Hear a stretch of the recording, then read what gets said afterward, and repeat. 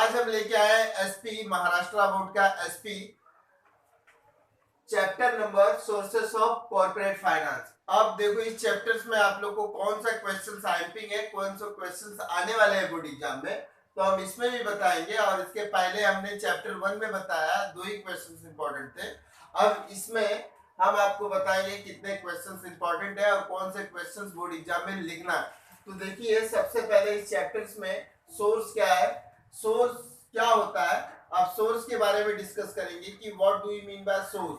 अब सोर्स का मतलब क्या रहता है, कॉर्पोरेट फाइनेंस। फाइनेंस मैंने लास्ट वीडियो में भी बताया कि फाइनेंस का मतलब होता है मनी। फाइनेंस का मतलब होता है मनी। लास्ट वीडियो में भी मैंने बता दिया है कि फाइनेंस का मतलब होता है मनी। अब फाइनेंस मींस मनी, बार बार मैं बोल रहा हूँ, फाइनेंस का मतलब होता है मनी। अब मनी से रिलेटेड जो भी चीजें हैं वो फाइनेंस से आएगी। अब देखो कोई भी बिजनेस स्टैंड नहीं हो सकता, without finance can not stand any business. तो फाइनेंस बहुत इंपॉर्टेंट होता है बिजनेस में। अब फाइनेंस आएगा कहां से बिजनेस में, तो सोर्स क्या है बिजनेस का। तो ऐसे कंडीशंस में कंपनी क्या करती है, सबसे पहले सोर्स कलेक्ट करने के लिए कुछ माध्यम यूज करती है। उस माध्यम के द्वारा ही कंपनी पैसा कलेक्ट करती है। तो कौन से माध्यम है कलेक्ट करती है कंपनी, तो सबसे पहले होता है शेयर्स। कंपनी क्या करती है, शेयर्स को यूज करती है। अब कंपनी में शेयर्स 2 टाइप्स के होते हैं। There are 2 types of the shares. Company में कितने टाइप्स के शेयर्स होते हैं, 2 टाइप्स के होते हैं। पहला होता है equity shares, equity shares, equity shares, और दूसरा होता है प्रेफरेंस शेयर्स। Preference shares. अब 2 टाइप के शेयर्स होते हैं कंपनी में। कितने टाइप के शेयर्स होते हैं, 2 टाइप के शेयर्स होते हैं कंपनी में, इक्विटी शेयर, प्रेफरेंस शेयर। अब शेयर्स क्या होता है, शेयर्स एक कैपिटल का हिस्सा होता है। The shares is a part of capital, shares is a part of capital. तो शेयर्स मतलब सपोज करो एक मार्कर है, ये मार्कर अनमोल मार्कर है, ये मार्कर सिर्फ मेरे पास है। तो मैं क्या करूंगा, अगर इस मार्कर को दूसरे लोगों के द्वारा, यह अनोखा मार्कर है, इसको अगर मैं बेच के पैसा जनरेट करूं, तो अगर जो इस मार्कर के टुकड़े को, बहुत सारे टुकड़े, एक मार्कर है, ये मार्कर के बहुत सारे टुकड़े मैंने कर दिया है, अनमोल मार्कर है। एक एग्जांपल दे रहा हूं मैं शेयर समझने का।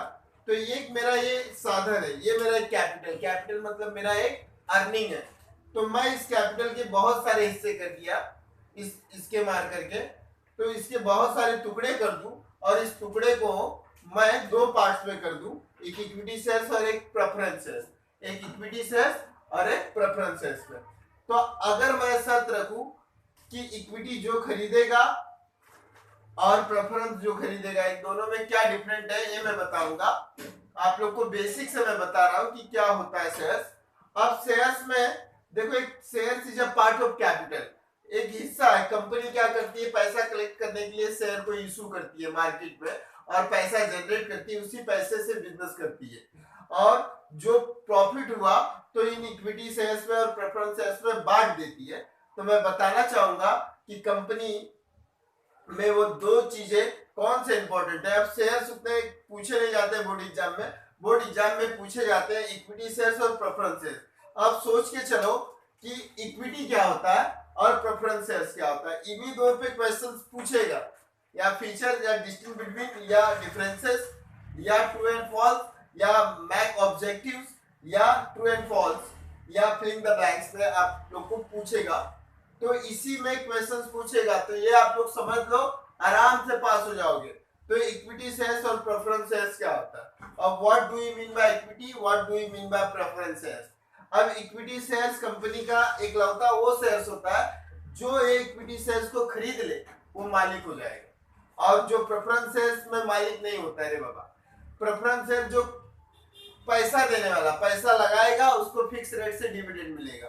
तो कभी भी बोर्ड एग्जाम में इक्विटी शेयर्स क्या होता है, equity shares means real owner of the company. Real owner क्या हो गया, रियल ऑनर। पहला पॉइंट आपका निकल के आ गया, equity share is real owner of the company, या ओनरशिप शेयर्स। इक्विटी शेयर कौन सा क्या हो जाएगा, equity shares is ownership shares.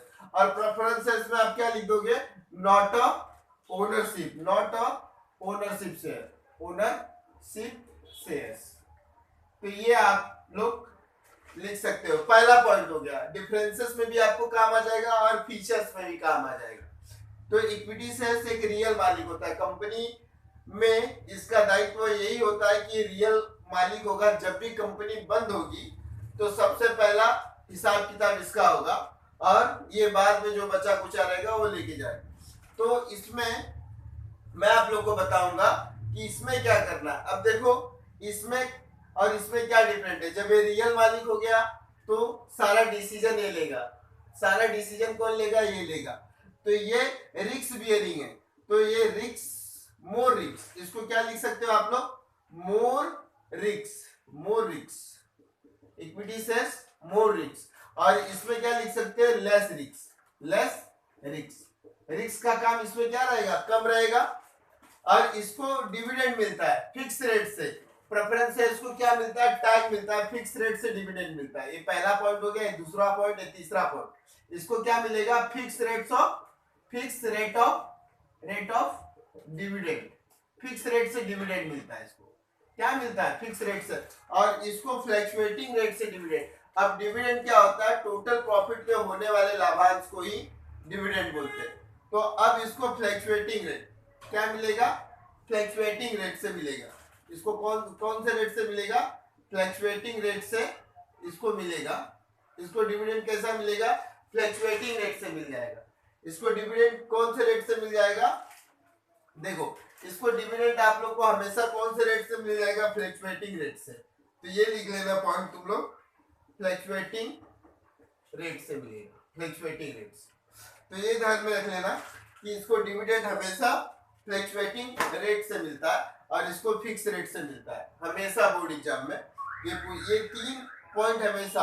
अब देखो इसका फेस वैल्यू। अब इसका फेस वैल्यू, इसके फेस वैल्यू कैसे स्टार्ट होंगे? फेस वैल्यू मतलब कीमत। क्या कीमत है? ये 1 रुपए से स्टार्ट हो सकते हैं 100 रुपीज तक, या 10 से 20 से, 10 से भी चालू कर सकते हो, 10 से भी कर सकते हो 100 रुपीज तक। मगर इसका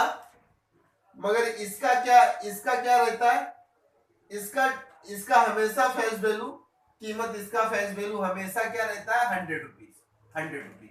तो ये 4 पॉइंट है आप लोग को मैं बता रहा हूं। तो ये चौथा पॉइंट मैं इधर लिख देता हूं। इसका फेस वैल्यू हमेशा, फेस वैल्यू इक्विटी शेयर्स का कितना रहता है? फेस वैल्यू हमेशा रुपीज 10 से स्टार्ट होगा, 100 से स्टार्ट होगा, ये हो गया। और इसका फेस वैल्यू हमेशा 100 होगा। 1 रुपए से भी इसका स्टार्ट हो सकता है। अब देखो रियल ओनर है। अब इसका क्या हो गया? इक्विटी शेयर्स का। और चौथा पॉइंट दूंगा मैं। अब पांचवा पॉइंट क्या हो जाएगा? It is a permanent. अब ये पांचवा पॉइंट मैं रफ कर रहा हूं, आप लोग लिख लेना। पांचवा पॉइंट क्या हो जाएगा? Permanent capital. Permanent capital, permanent capital हो जाएगा। और ये कौन सा कैपिटल हो जाएगा? टेम्पररी, टेम्पोररी या सर्कुलेटिव कैपिटल हो जाएगा। तो ये पॉइंट टेम्पररी या नॉट परमानेंट कैपिटल। अब देखो, अब ये लॉन्ग टर्म हो जाएगा। ये कौन सा हो जाएगा? ये पांचवा पॉइंट। 6 पॉइंट क्या है? Long term capital, long term capital हो जाएगा। नहीं क्या? क्योंकि जब रियल मालिक है तो लॉन्ग टर्म कैपिटल हो जाएगा, क्योंकि मालिक हमेशा लंबे समय तक के लिए चलता है। अब ये शॉर्ट टर्म के लिए हो जाएगा। ये क्या हो जाएगा? Short term capital, short term के लिए भी डाल सकता है। तो ये पॉइंट आप लोग को बहुत इंपॉर्टेंट है।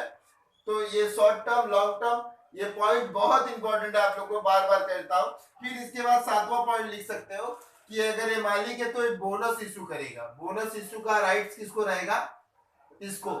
और ये not a bonus issue, not a bonus issue. Bonus issue करने का अधिकार इसके पास नहीं रहेगा, क्योंकि मालिक है, मालिक के पास बोनस इशू करने का। और 8वां पॉइंट आप लोग लिख सकते हैं कि voting right power, voting right power इसके पास रहेगा। We get voting right power. और इसके पास not a voting right powers, voting right power. तो ये बार बार मैं आप लोग को बोल रहा हूं। तो ये ही 7-8 पॉइंट हमेशा बोर्ड एग्जाम में आप लोग को याद करना है, डिस्टिंक्ट बिटवीन में भी डिस्टिंग में भी, डिफरेंसेस में भी और फीचर्स में भी यही लिखना है। तो आगे क्या करना पड़ेगा, आगे कौन सा क्वेश्चंस लिखना है, कौन सा क्वेश्चंस आएगा, कंपलसरी इस पे क्वेश्चंस आएगा, हम बताएंगे नेक्स्ट वीडियो में। अब तक के लिए जय हिंद।